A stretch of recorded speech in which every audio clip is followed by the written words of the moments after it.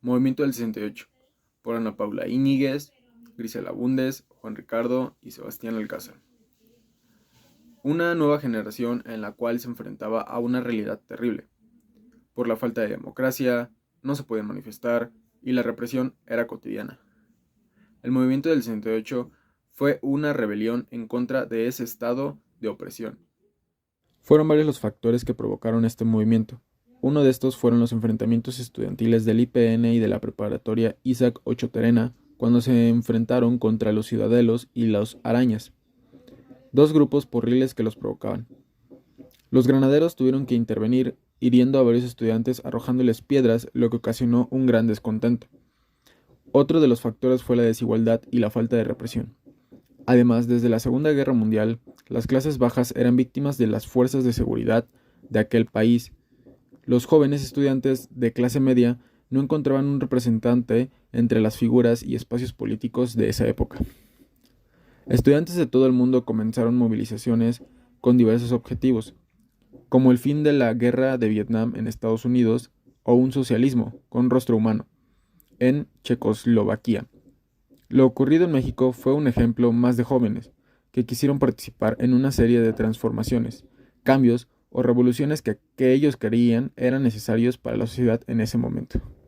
El 22 de julio de 1968 hubo una confrontación en las cercanías del edificio de la Ciudadela entre estudiantes de la Vocacional 5 y 2 del Instituto Politécnico Nacional con la preparatoria Isaac Ocho Terena, que era privada. Esto sucedió por un partido de fútbol americano. La situación terminó con el cuerpo de granaderos dentro de las instalaciones. Los preparatorianos apedrearon a la Vocacional 5 y no hubo reacción por parte de las fuerzas de seguridad. Pero el 24 de julio del mismo año la policía ocupó esa vocacional y también la 2, golpeando a estudiantes y profesores. Ese mismo 26 de julio se convocó a un mitin en apoyo a Cuba frente al hemiciclo a Juárez. Algunos estudiantes del Poli habían sido golpeados por granaderos en el centro histórico de la Ciudad de México cuando se habían acercado en busca de solidaridad. Se juntaron 10.000 jóvenes para marchar hacia el Zócalo capitalino, pero fueron atacados por 1.000 policías, obligándolos a regresar al monumento, y una nueva embestida de granaderos produjo heridos y destrozos. El saldo de este ataque fue de 500 personas heridas. El 13 de septiembre, cientos de estudiantes marcharon por la Ciudad de México con pañuelos en la boca como un mensaje para la policía y que no pusieran de pretexto que era una provocación por parte de los manifestantes y así pudieran reprimirlos. Este acto fue llamado la Marcha del Silencio. El 18 de septiembre, elementos del ejército tomaron Ciudad Universitaria, el principal campus de la UNAM, y para el 2 de octubre se convocó a un mitin en la Plaza de las Tres Culturas. Cientos de estudiantes se dieron cita en Tlatelolco. Mientras esto ocurría, el ejército vigilaba que no hubieran disturbios. Cuando ya se iba a acabar el acto, un helicóptero sobrevoló la plaza y disparó unas luces de bengala como una señal para que los francotiradores del Batallón Olimpia, que estaban en el edificio Chihuahua, abrieran fuego en contra de los manifestantes. Comenzaron los intentos de los jóvenes por huir y la confusión. Se cree que algunos vecinos abrieron las puertas de sus departamentos para resguardar a los muchachos, aunque los militares iniciaron cateos y detenciones que continuaron hasta las primeras horas del 3 de octubre. El número de víctimas sigue sin estar claro, al igual que el de heridos y detenidos. Algunas estimaciones señalan que hubo 700 lesionados y más de 5.000 aprehendidos, aunque el gobierno dice que solo hubo 20 muertos.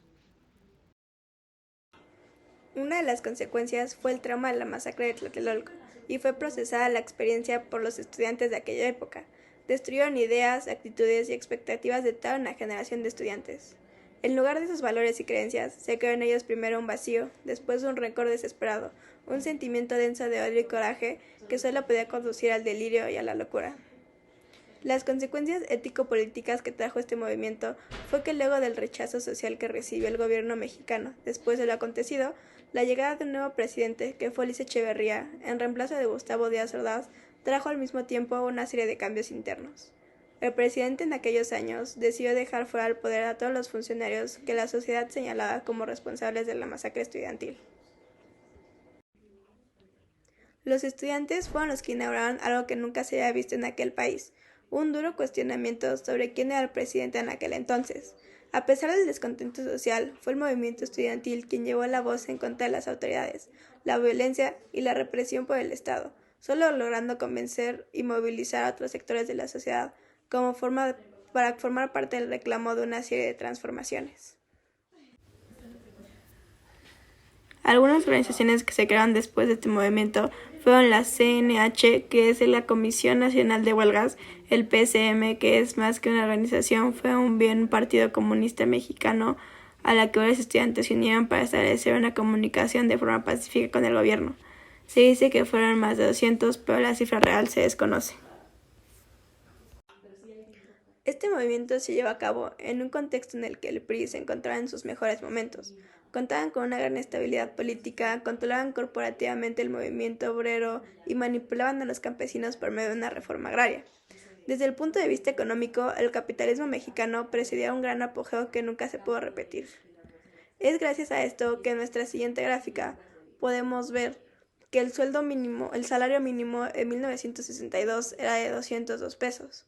En 1964 de 237, 1966 268, 1968 285 y 1970 289. Con esta gráfica podemos apreciar cómo el salario mínimo, conforme va pasando el tiempo y nos íbamos acercando más al año del 68, iba aumentando más. Esto quiere decir que México tenía una economía muy fuerte. En 1968 la economía se había portado bien en términos de crecimiento medidos por el PIB. Bien en temas de estabilidad. No había inflación, por lo tanto tampoco había devaluación. Incluso en términos de distribución, la economía tenía buenos resultados, el poder adquisitivo de los salarios crecía y el gasto social per cápita hacía lo que debía. Entre 1965 y 1975 fue la última etapa de crecimiento con estabilidad de la economía mexicana. En 1968 los ingresos de turismo llegaron a un total de 1.137 millones de dólares, que se acerca mucho al ingreso total derivado de exportaciones mercantiles. En conclusión, este movimiento fue muy importante ya que sentó las bases para alcanzar libertades que actualmente tenemos en el país. Y además logró demostrar la importancia de las negociaciones pacíficas entre la población y el gobierno, para evitar acontecimientos de violencia o algún otro movimiento que termine en una tragedia como lo fue este movimiento estudiantil.